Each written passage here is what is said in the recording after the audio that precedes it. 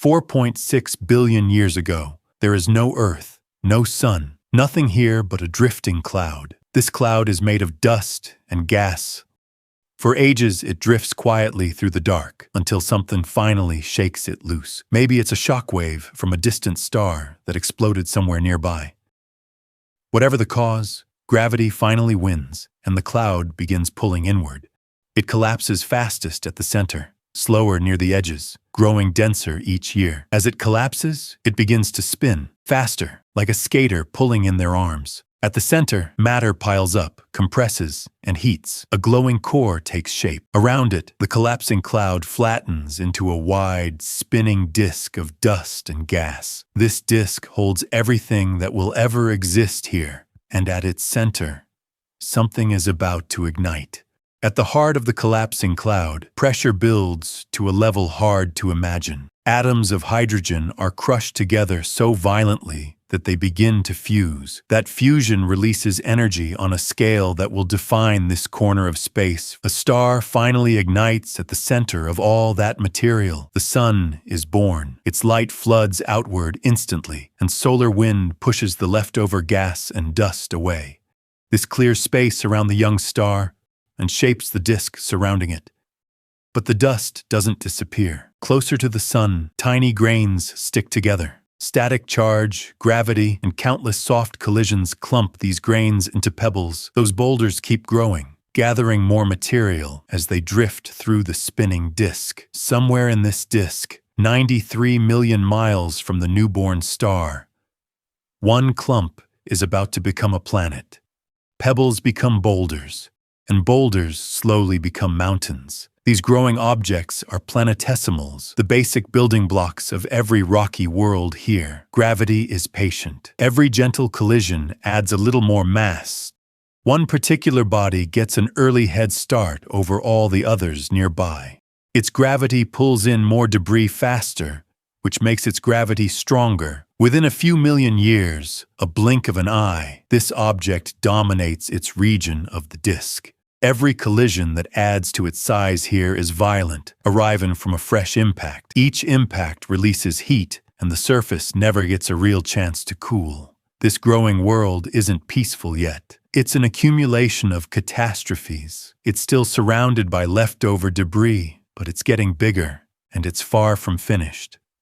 This is Earth, but nothing like the Earth anyone alive today would recognize. Its entire surface is one ocean of molten rock, glowing from one horizon to the other. There's no solid ground anywhere yet, and certainly no blue sky above it. Instead, there's only heat, endless glow, and a thick, poisonous haze pressing down. Meteorites keep falling constantly, leftover debris from the solar system's early formation. Each impact sends up a plume of fire, adding more material and heat to an already scorching world. Geologists will one day name this era the Hadean, after the underworld, for good reason. Nothing here resembles life, and nothing here resembles anything close to a home. But deep beneath that molten surface, something quietly important is already happening. Roughly 100 million years after Earth begins forming, another young world shares its crowded orbit. This is a body roughly the size of Mars, one scientists will one day call Theia. These two molten worlds are now on a slow, inevitable collision course. The impact, when it comes, is the single most violent event in Earth's entire history. Theia strikes at a glancing angle, and in an instant, both worlds are partially destroyed. Vaporized rock and molten debris are flung outward, scattering into orbit around what remains of Earth. For a moment, Earth is surrounded by a glowing ring of its own shattered material. That ring doesn't stay scattered for long. Gravity slowly pulls the debris back together. The fragments clump out into a single glowing sphere in Earth's sky. Earth finally has a companion, a moon, born from violence, that will shape its tides for billions of years. Slowly and agonizingly, Earth finally begins the long process of cooling down. The surface, once one unbroken ocean of molten rock, starts forming a thin, dark crust. That crust is far from stable. It cracks constantly. Wherever it cracks, bright orange glow escapes against the newly formed black rock. Volcanic eruptions punch straight through this crust again and again, but every eruption and every crack that reseals adds a bit more solid ground. Bit by bit, the once glowing surface gives way to something darker and more permanent. From space, this Earth would look less like a small star, more like a scarring wound. It still isn't anywhere close to a place anything alive could survive on. But with every passing year, this molten, fractured world is quietly getting closer. Earth's crust may finally be cooling, but its surface remains completely bone dry. The water that will fill its oceans doesn't come from underground, but from somewhere else entirely. Icy comets and water-rich asteroids, leftover fragments from the outer solar system, keep raining down. Each impact vaporizes instantly against the still hot ground. Over millions of years, that vapor slowly accumulates, and the sky itself begins to change. Clouds start forming here for the very first time in this planet's history. And then, at long last, rain finally falls from Earth's sky. At first it evaporates instantly, hissing away against rock still far too hot. Small pools begin collecting in the low points, and Earth is about to get its first oceans. Water pools quietly at first, then it spreads, and then, simply, it doesn't stop. Within a short span of geological time, Earth's low points fill. There are no continents yet, only scattered volcanic islands poking up above the sea. Storms rage constantly across this new ocean, and lightning splits the sky again and again. Rain keeps falling into water already there, feeding a cycle that never really stops. Beneath the waves, something else entirely is quietly beginning to happen below. Along cracks in the ocean floor, mineral-rich water vents upward from deep inside the planet. Scientists still debate the details, but many believe these vents may be where life's chemistry begins. And somewhere in that dark water, simple chemistry is quietly about to become something more. If you tried to breathe this air right now, it would kill you almost instantly. Early Earth's atmosphere is nothing at all like the one we breathe today. There is no oxygen here, only a dense, foggy mixture of carbon dioxide. The sky itself would look strange to us, hazy and orange-brown rather than clear blue. Sunlight only filters weakly through this haze, arriving dim and scattered across the surface. This heavy atmosphere traps heat aggressively. Storms rage constantly inside this thick, poisonous air, lightning splitting through the clouds. No animal will ever be able to breathe this gas and survive it. And yet, this exact chemistry, cooked by lightning and heat, may build the first organic molecules. The basic ingredients for life may already be here, quietly waiting for the right spark. Somewhere in this vast, ancient ocean, chemistry crosses a certain threshold. Simple molecules, cooked slowly by heat and lightning, arrange themselves into complex structures. These are chains of atoms holding information. We don't know the exact moment this happened, or precisely where it took place. But roughly 4 billion years ago, something genuinely extraordinary finally occurs beneath the waves. A single molecule somehow learns to make a working copy of itself again and again. This is life's actual starting line, not a dramatic burst, but a quiet chemical trick. These first organisms are almost unimaginably simple, invisible to anything without a microscope. But despite how small they are undeniably, genuinely alive. And Earth, for the first time in its 400 million year existence, is no longer an empty world.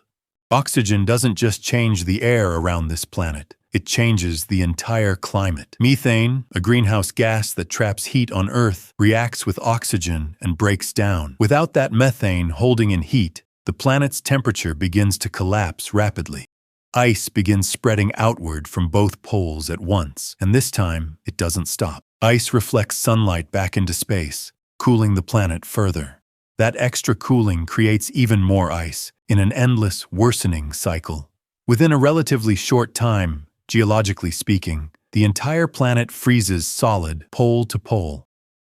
Scientists call this period Snowball Earth, and for most life, it should mean extinction. But volcanoes never stop erupting, even under ice this thick. Around those volcanic vents, tiny pockets of liquid water survive, and life is still holding on.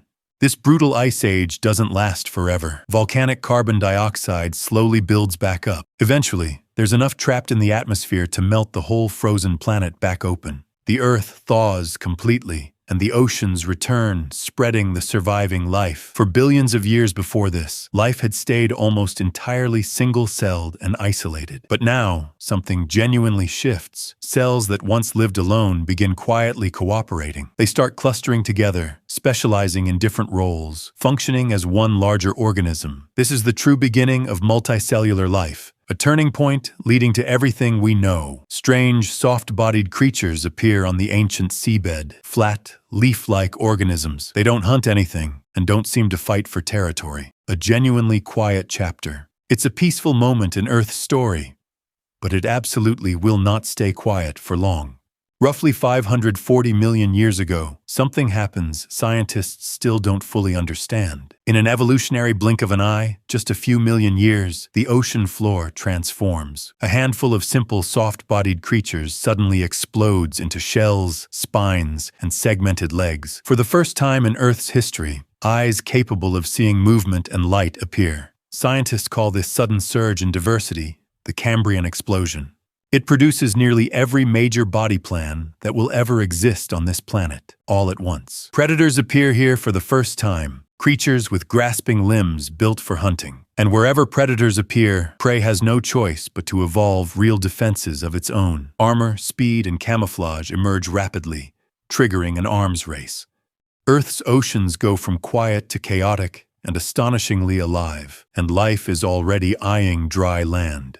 For nearly all of Earth's history so far, the land itself has remained completely empty. But the ocean is truly crowded these days, and this crowding is driving change. Mats of primitive algae spread across damp rocks along ancient shorelines. Simple plants soon follow, anchoring themselves firmly into the mud at the water's edge. And wherever plants manage to go first, animals inevitably follow close behind them. Early arthropods crawl out onto the shore, testing an environment no creature has ever survived in. Then something larger arrives, a four-limbed creature, dragging itself out on limbs that used to be fins. Then something larger arrives, a four-limbed creature, dragging itself out on limbs that used to be fins. 4 billion years after Earth was a ball of molten rock, it finally looks like somewhere worth walking on, and something already is.